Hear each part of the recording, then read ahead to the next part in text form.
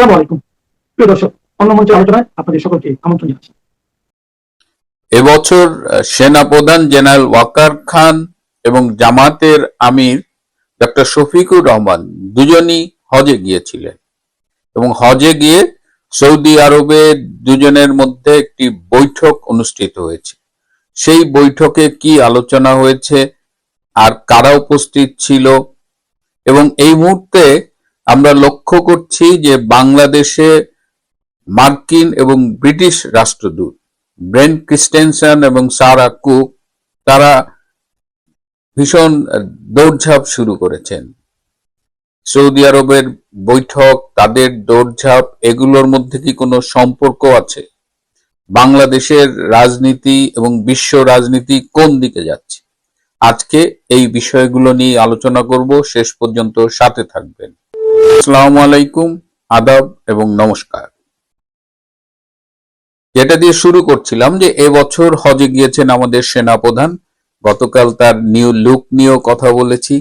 আজকে একজন প্রাক্তন সেনাপ্রধানের কাছে আমি মন্তব্য জানতে চেয়েছিলাম যে আমাদের বর্তমান সেনাপ্রধানের এই নিউ লুকের খবর কি। তিনি জানিয়েছেন যে অতীতে বাংলাদেশের সেনাপ্রধানদের এমন দাড়ি দেখা যায়নি। দাড়ি সেনাপ্রধানরা রাখতে পারবেন না এমন কোনো কথা নেই, তবে সেনাবাহিনীর কিছু রুলস ফলো করে এই দাড়ি রাখতে হয়। আর তিনি বললেন যে এর আগেও অনেক সেনাপ্রধান ছিলেন যারা ব্যক্তিগতভাবে ভীষণ ধর্মভীরু ছিলেন, তারা অনেকেই 5 ওয়াক্ত নামাজ পড়তেন, কিন্তু কেউই জেনারেল ওয়াকারের মতো এতটা প্রদর্শনবাদী ছিলেন না, যে ধর্মচর্চা এই প্র্যাকটিসগুলো এত পাবলিকলি কেউ করেননি। এই প্রথম জেনারেল ওয়াকার করছেন, এবং তিনি চমৎকার একটা উদাহরণ দিয়েছেন যে পাকিস্তানের বর্তমান যে আর্মি চিফ আসিম মুনির, তিনি হাফেজ, কিন্তু তাই বলে তো তিনি দাড়ি রাখেননি বা তার বেশভূষা চালচলনে মনে হয় না যে হাফেজ এই বিষয়টা তিনি সামনে আনেন। যাই হোক, যে বিষয় বলছিলাম যে হজে গিয়ে জামাতের প্রধান ডক্টর শফিক এবং সেনাপ্রধান জেনারেল ওয়াকার খানের মধ্যে একটি একান্ত বৈঠক অনুষ্ঠিত হয়েছে, এবং সেই বৈঠকে আরো 2-1টি দেশের প্রতিনিধি উপস্থিত ছিল। সেই বৈঠকের মূল আলোচনা ছিল যে বাংলাদেশে বিএনপি এখন টেরিবলি ফেল করছে, বিএনপি দেশটা ভালো মতো চালাতে পারছে না, তারেকের দক্ষতা সক্ষমতা নিয়ে প্রশ্ন উঠছে। এমনকি বিএনপির ভেতরেও এই আলোচনা হচ্ছে যে তারেক রহমান পারছেন না, বা তার ভেতরে সেই রাষ্ট্র চালানোর মতো, সরকার প্রধান হবার মতো ম্যাচিউরিটি দেখা যাচ্ছে না। তো সেই প্রেক্ষিতে জামাত চেয়েছিল এবং সেনা প্রধানের সাথে আলোচনা করেছে যে মূল যে গেমটা ছিল ডিপ স্টেটের, জামাতকে ক্ষমতায় আনা, ইউনূস যেটা চেষ্টা করেছে, সেই খেলাটা আবার তারা চায় যে বাংলাদেশে বিএনপি যে ব্যর্থ হচ্ছে তার প্রেক্ষিতে জামাতে ইসলামকে আবার ক্ষমতায় আনার একটা চেষ্টা করা। তো সেখানে উপস্থিত যে অন্যান্য পরাশক্তির প্রতিনিধিরা ছিলেন, তারা বলেছেন যে বর্তমান বিশ্ব বাস্তবতায় জামাতে ইসলামকে বাংলাদেশে আর সামনে ক্ষমতায় আনার কোনো সুযোগ নেই। তার মানে এই যে ওয়াকার এবং শফিক সাহেবের যে বৈঠক, সেই বৈঠকটা সেই দৃষ্টিকোণ থেকে বলা যায় যে ব্যর্থ হয়েছে। তাহলে বাংলাদেশে এই যে দুজন রাষ্ট্রদূতের কথা বললাম, ব্রেন ক্রিস্টেনসন এবং সারা কুক, তারা এত দৌড়ঝাঁপ কেন করছে? এদিকে ইরানের 3 জন ভারতীয় নাবিক নিহত হয়েছেন, এবং তার ফলশ্রুতিতে ভারত কিন্তু তীব্র প্রতিক্রিয়া জানিয়েছেন, আমেরিকার কাছে কড়া প্রতিবাদ জানিয়েছেন। এবং ডোনাল্ড ট্রাম্প রিসেন্টলি একটা টুইট করেছেন, সেখানে তিনি জানিয়েছেন যে ইরানের সাথে খুব দ্রুতই শান্তি চুক্তি স্বাক্ষরিত হতে যাচ্ছে, এবং এই শান্তি চুক্তিতে এই সংঘাতের সবগুলো পার্ট, একেবারে মধ্যপ্রাচ্যের সৌদি আরব, ইউনাইটেড আরব আমিরাত, ওমান, বাহরাইন, কুয়েত, এদিকে পাকিস্তান, ওদিকে তুরস্ক এবং ইন্ডিয়া সহ যারা ছিল, সবাই মোটামুটি এই শান্তি চুক্তিটার ব্যাপারে একমত হয়েছে, এবং সবার সম্মতিক্রমে এই চুক্তিটি স্বাক্ষরিত হবে। মার্কিন ভাইস প্রেসিডেন্ট জেডি ভ্যান্স জানিয়েছেন যে অচিরেই জেনেভায় এই চুক্তিটি সকল পক্ষের উপস্থিতিতে স্বাক্ষরিত হবে। তো এই যে 5 দিনের জন্য শুরু করা একটা যুদ্ধ, ইরানকে ধুলোয় মিশিয়ে দেওয়ার যে যুদ্ধ, সেটা শেষমেশ এমন একটা পর্যায়ে গিয়ে শান্তি চুক্তি স্বাক্ষর হওয়ার মধ্যে শেষ হতে যাচ্ছে, যেখানে বলা যায় যে আমেরিকার যা যা চেয়েছিল তার অধিকাংশই আর পূরণ হয় নাই। হয়তো ইরানের কিছু ক্ষতি হয়েছে, কিন্তু ইরান যেভাবে ঘুরে দাঁড়িয়েছে, তাতে বিশ্ব রাজনীতিতে ইরানের অবস্থানটা কিন্তু পোক্ত হলো। এদিকে রাশিয়া, ইন্ডিয়া এবং চায়না এই মুহূর্তে যতটা ঐক্যবদ্ধ, সেটা কিন্তু আমেরিকার একক সুপার পাওয়ারের জায়গাটাকে নাড়িয়ে দিয়েছে। তো সব মিলিয়ে বিশ্ব রাজনীতি এখন নতুন করে ফর্মুলেট হচ্ছে। বলা যায় যে বিশ্ব রাজনীতির সমীকরণ বদলে গেছে, এবং এই বিশ্ব পরিবর্তিত রাজনৈতিক অবস্থায় গতকাল 11ই জুন ছিল বঙ্গবন্ধু কন্যা আওয়ামী লীগ সভানেত্রী শেখ হাসিনার কারা মুক্তির দিবস। 111 সরকার তাকে অ্যারেস্ট করেছিল 16ই জুলাই 2007 সালে, এবং 2008 সালের 11ই জুন তিনি মুক্তি পেয়েছিলেন। তো এই উপলক্ষে গতকাল যে বক্তৃতাটি তিনি করেছিলেন, সেখানে তিনি কিন্তু বলেছেন যে খুব তাড়াতাড়ি আপনাদের সাথে ঢাকায় দেখা হবে। কয়েকদিন ধরেই শেখ হাসিনার ঢাকায় ফেরার ব্যাপারে বলছেন, এবং মোটামুটি একটা কথা চাউর হয়েছে যে বাই ডিসেম্বর তিনি বাংলাদেশে আসবেন। কিন্তু যত দ্রুততার সাথে বিশ্ব রাজনীতি বদলাচ্ছে, এবং এই বিশ্ব রাজনীতির বদলের সাথে সাথে কিন্তু সাউথ এশিয়ান পলিটিক্স এবং বাংলাদেশের রাজনৈতিক অবস্থা সবই খুব দ্রুত বদলে যাচ্ছে, এবং এই পরিবর্তিত অবস্থায় শেখ হাসিনা কিন্তু খুব দ্রুতই বাংলাদেশে ফিরে আসতে পারেন। তাহলে এই যে রাষ্ট্রদূতদের যে কথা বলছিলাম, গতকাল একজন আওয়ামী লীগের কারাবন্দী নেতার সাথে এই ব্রেন্ট ক্রিস্টেনসন এবং সারা কুক দুজনেরই ফোনে আলাপ হয়েছে। তারা বিএনপির নেতৃবৃন্দের সাথেও আলাপ করেছেন, এবং অন্য অন্য রাজনৈতিক দলের নেতৃবৃন্দের জন্য সাথেও আলাপ করেছেন। অর্থাৎ বাংলাদেশের রাজনীতিতে নতুন কিছু একটা সমীকরণ তৈরি হচ্ছে, এবং তার অংশ হিসেবে কারাবন্দী নেতার সাথেও ফোনে আলাপ হয়েছে। আর এদিকে একটা জিনিস আপনারা খেয়াল করেছেন যে বিএনপি এই ইসলামী ব্যাংক সহ বেশ কিছু ইস্যুতে জামাতে ইসলামের উপরে চড়াও হয়েছে, এবং আজকে খবর পেলাম যে ইসলামী ব্যাংকের পাশাপাশি আরো 2-3টা ইসলামী ব্যাংক যারা ফলো করে, শরিয়া ব্যাংকিং যারা ফলো করে, তাদের উপরেও নাকি বিএনপি সরকার কঠোর অবস্থান নেবে। তার মানে জামাতের সাথে এই মুহূর্তে যে বিএনপির একটা দ্বন্দ্ব চলতেছে, আমরা যখনই জামাত বিএনপির কোনো দ্বন্দ্ব দেখি তখন একটা সন্দেহ হয় যে এটা আসলে দ্বন্দ্ব নাকি সাজানো নাটক। কারণ আজকে যদি আওয়ামী লীগ বলে আমরা ফিরে আসবো, হয়তো দেখা গেল যে জামাত বিএনপি সব কিছু ভুলে এক হয়ে গেছে। আবার অনেকে বলছেন যে এবারের এই যে সংঘাতটা, এই যে ব্যাংকের সংঘাত, এগুলো আসলে একটা কারণ আছে। যদিও জামাত বিএনপি এক মায়ের দুই সন্তান, কিন্তু তাদের মধ্যে একটা গন্ডগোল লাগার একটি কারণ হলো এই যে সৌদি আরবের বৈঠক, এই খবর সরকারের কাছে আছে। আরেকটি কারণ বিএনপির সরকারের কাছে আছে, যে তারা মনে করে যে জামাত গোপনে হয়তো আওয়ামী লীগের সাথে যোগাযোগ করছে, এবং আওয়ামী লীগের সাথে মিলে তারা বিএনপি সরকারের বিরুদ্ধে হয়তো কোনো একটা আন্দোলন করবে, বা বিএনপি সরকারকে হটানোর কোনো একটা গোপন পরিকল্পনা করছে। এর ভিত্তিতেও বিএনপি সরকার ঠিক করেছে যে জামাতকে তারা একদম সহায় দেবে আর কি, এবং জামাতকে সহায়তে হলে প্রথমে তার অর্থনৈতিক মেরুদণ্ডটা ভাঙতে হবে, যে কারণে ব্যাংকিং এবং তাদের অন্যান্য যে ইনস্টিটিউশন আছে গ্রাজুয়ালি সেগুলোর উপরে প্রেসার করবে। অর্থাৎ রাজনীতির এই খেলায় বিএনপি বর্তমানে ভীষণ দোদুল্যমান একটা অবস্থায় আছে, এবং তাদের রাজনৈতিক দেউলিয়াত্বটা খুব প্রকট হয়ে উঠছে। এবং এই যে বাজেট পেশ করা হলো, এই বাজেট অধিবেশনে যে বাজেটটা পেশ করা হচ্ছে, সেটা নিয়ে ইতিমধ্যে অনেক সমালোচনা হচ্ছে। একটা অতি উচ্চাভিলাষী বাজেট, যেখানে রাজস্ব আদায়ের যে লক্ষ্যমাত্রা ধরা হয়েছে সেটি মোটামুটি ইম্পসিবল একটা টার্গেট। আর এটি বিদেশি ঋণ এবং বিদেশি অনুদান, দান এগুলোর উপরে নির্ভর করে প্রণীত একটা বাজেট, যেখানে এটা বাস্তবায়নের সমস্যা হবে বলেই অনেকে মনে করছেন। আবার বিদেশি বিনিয়োগ আকৃষ্ট করার যে বিষয়টা থাকে, বাংলাদেশের একটি স্থিতিশীল রাজনৈতিক পরিবেশ সেটি কিন্তু এই মুহূর্তে নেই, এবং সেটা নিকটে 1-2 বছরের মধ্যে আসবে সেটাও মনে হয় না। সব মিলিয়ে বিএনপি গভীর খাদে পড়েছে। জামাতের ভূমিকা নিয়ে এখন প্রশ্ন উঠেছে, এবং যতই দিন যাচ্ছে বাংলাদেশে আওয়ামী লীগের অবস্থান আরো দৃঢ় হচ্ছে, এবং আওয়ামী লীগের রাজনীতিতে একেবারে সক্রিয় হয়ে ফিরে আসা খুব দ্রুতই ঘটবে বলে বিশ্লেষকরা মনে করছেন। প্রিয় বন্ধুরা, আজ এ পর্যন্তই। ভালো থাকবেন, সুস্থ থাকবেন, তার চেয়েও জরুরি হলো নিরাপদে থাকবেন। আসসালামু আলাইকুম সবাইকে অনেক রহমতুল্লাহি ওয়াবারাকাতুহু। বাংলাদেশের সংবাদপত্র জগতে কি হচ্ছে,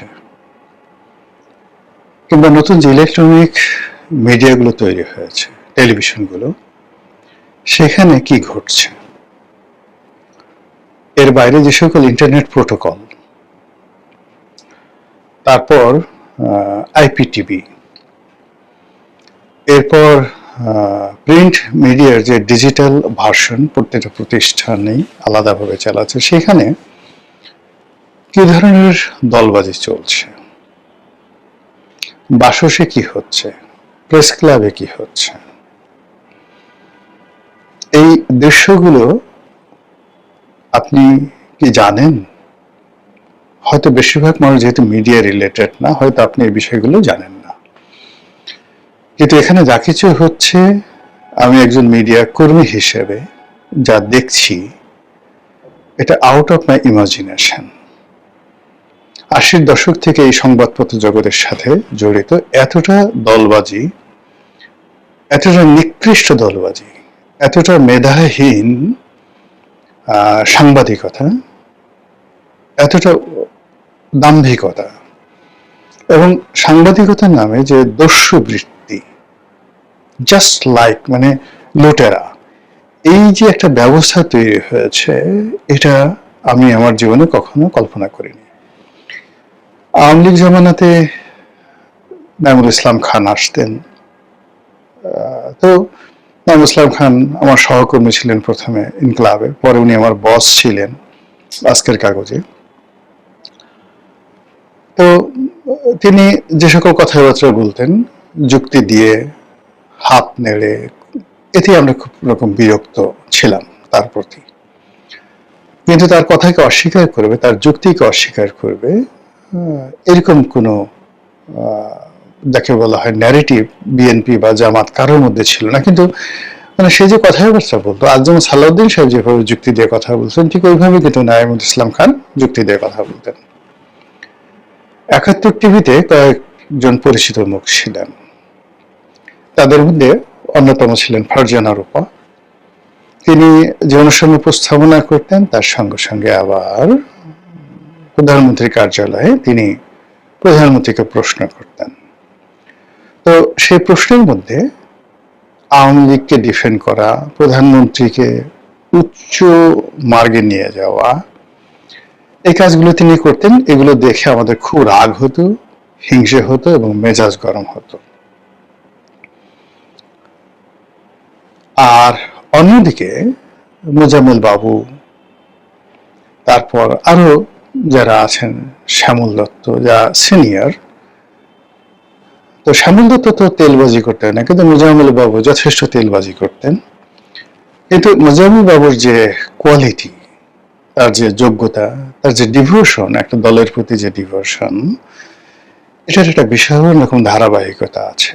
আওয়ামী লীগের বিপদের সময় তারা ভীষণ রকম সাফার হয়েছেন, ছাত্রলীগ করেছেন, বুয়েটের ছাত্র ছিলেন, মেধা মননশীলতার সর্বোচ্চ পর্যায়ে। তো সেখান থেকে তিনি তেলবাজি করতেন, দালালি করতেন, এটা আমাদের ভালো লাগতো না। এমনকি সমকালের সম্পাদক প্রয়াত গোলাম সরোয়ার সাহেব, তো সাংবাদিকদের মধ্যে যে কয়জন একদম লিজেন্ড ছিলেন এরশাদ জমানাতে, খুবই প্রভাবশালী, খুবই মেধাবী, একদম লিজেন্ডারি, যেমন আমিনুল ইসলাম খান তিনটি মেজর পত্রিকা, তিনটি ডাইমেনশনে, যেমন আজকের কাগজ, ভোরের কাগজ এবং আমাদের সময়, এই তিনটি ভিন্ন আঙ্গিকের পত্রিকা একেবারে শতভাগ এস্টাবলিশড করে ওয়ান অফ দ্য টপ 5 পত্রিকায় নিয়ে যাওয়ার ক্ষেত্রে তার যে দক্ষতা, যোগ্যতা, এটা বাংলাদেশে আর কারো নাই, সেকেন্ড পিস নাই। তো সেই মানুষ শেখ হাসিনার পক্ষে কথা বলতেন। So there is a quality. আবার ইত্তেফাকের নিউজ এডিটর গোলাম সারোয়ার, তার যে নিউজ ভিউজ, পত্রিকা চালানোর ক্ষমতা, সংবাদকে মূল্যায়ন করার ক্ষমতা, ওটা তিনি যতদিন জীবিত ছিলেন তার পাশে এত ইফেক্টিভ, পাওয়ারফুল, যাকে বলা হয় নিউজ এডিটর, বাংলাদেশে ছিলেন না।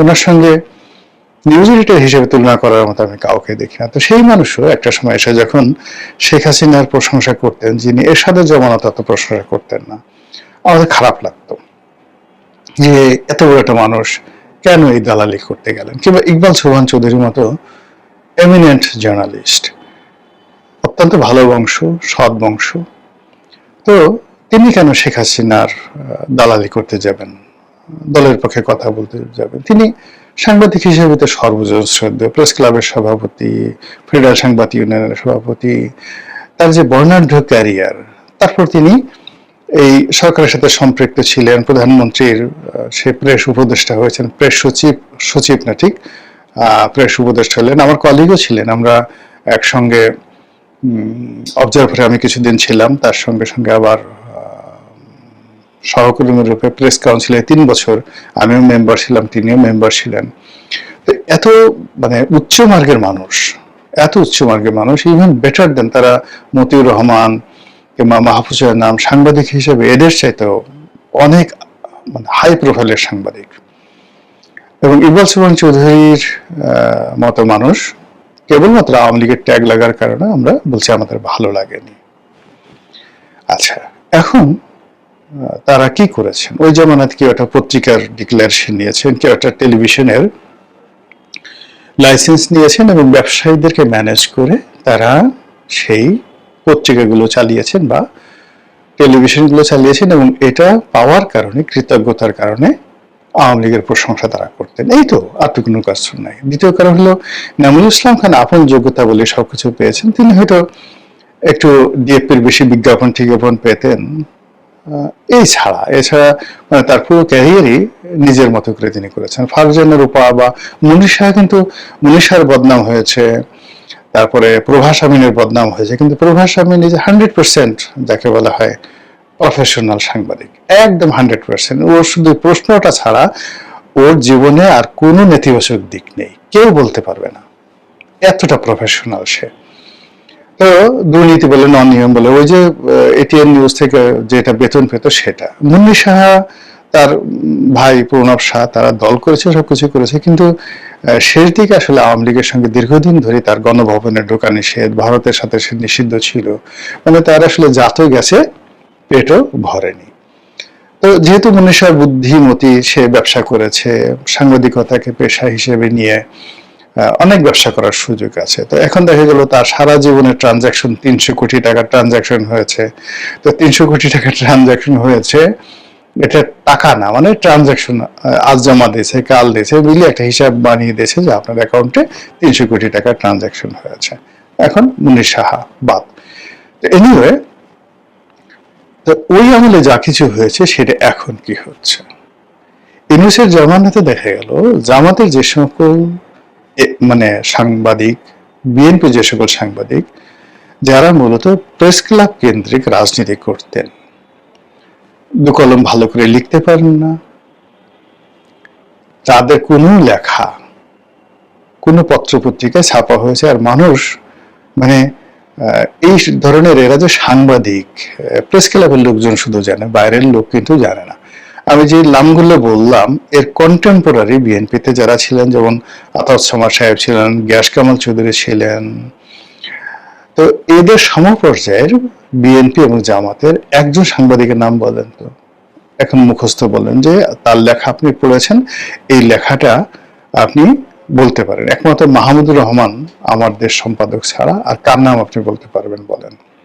আর জাজিয়াদিনের শফিক রেহমান। কিন্তু Shafiq Rahman, Mahmudur Rahman is no more, এখন সুবিধাভোগী নন। তারা তাদের মতো লড়াই সংগ্রাম আগে যেভাবে করেছেন আওয়ামী লীগ জমানাতে, এখনো তারা এই লড়াই সংগ্রাম করেছেন। কিন্তু যে সমস্ত লোকজন শুধুমাত্র আওয়ামী লীগের বিএনপির জমানাতে, আগের বিএনপির জমানাতে বিএনপি করতো, ছাত্রলীগ করতো, কিন্তু সাংবাদিকতা পেশায় আসছে, তারা এই 2 বছরের মধ্যে কেউ বসুন্ধরা দখল করেছে, কেউ যুগান্তর গ্রুপ এর যে সমস্ত টেলিভিশন, যমুনা টেলিভিশন, যুগান্তর দখল করেছে, কেউ সময় টিভি দখল করেছে, কেউ গ্লোবাল টিভি দখল করেছে, কেউ 71 টিভি দখল করেছে, সালমান এফ রহমানের সেই যাকে বলা হয় ইন্ডিপেন্ডেন্ট দখল করেছে, আর এক গ্রুপ দখল করেছে এখন টিভি, আর এক গ্রুপ দখল করেছে সেই ডিবিসি, মানে সব জায়গাতে দখল বাণিজ্য। দখল করে তারা ওই মালিকদেরকে শুষে প্রথমত একটা বড় অ্যামাউন্ট নিয়ে গেছে, তারা দখল করেছে। এরপর মাসে মাসে বিরাট একটা টাকা নিচ্ছে, প্রতি মাসে তারা ফুল টাইম একটা গাড়ি নিচ্ছে। গাড়ি নিয়ে এই টোটাল গ্রুপটি রীতিমতো ফ্রাঙ্কেনস্টাইনের দানব হয়ে গেছে। তারা সরকারের পক্ষে একটা ন্যারেটিভ এই মিডিয়া থেকে আজ পর্যন্ত বের করতে পারছে না। সরকারের পক্ষে একটা ভালো কথা, ভালো জিনিস তারা তৈরি করতে পারছে না। আর অন্যদিকে যে কারণে ন্যারেটিভ তৈরি হবে, সেই ন্যারেটিভের রাস্তাটা বন্ধ করে দিয়ে পুরো সমাজ একটা চাপা উত্তেজনা তৈরি করছে। যেমন ধরুন, আওয়ামী লীগের লোকদেরকে ডাকা যাবে না, সরকার বিরোধী কোনো ধরেন একটা পত্রিকার নাম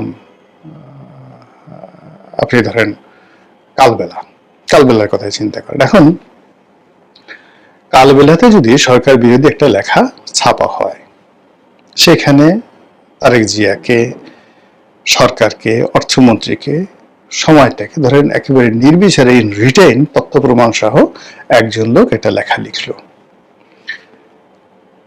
আওয়ামী লীগের জমানাতে এরকম অসংখ্য লেখা আমি শেখ হাসিনাকে নিয়ে লিখেছি, সবাইকে নিয়ে লিখেছি। এমনকি ধরেন শেখ হাসিনা মানে এমনও অবস্থা ছিল যে দৈনিক নয়াদিগন্তে এমন সব ভয়ঙ্কর লেখা লিখেছি যে আগামী দিনে বঙ্গবন্ধুকে আর জাতির পিতা হিসেবে বিএনপি রাখবে না, বঙ্গবন্ধুকে জাতির পিতাকে বাদ দেওয়ার পরিবর্তে তারা বাংলাদেশি জাতীয়তাবাদ তৈরি করবে।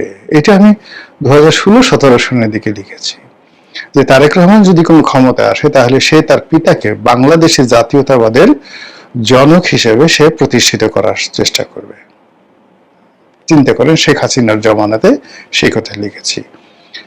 আজকের দিনে দেখলাম একটা লিডিং পত্রিকার একটা জিনিস হলো, একটা পত্রিকাতে এক ভদ্রলোক কলামিস্ট, নাম কলামিস্ট, সে শুধু এক জায়গায় লিখেছে শেষের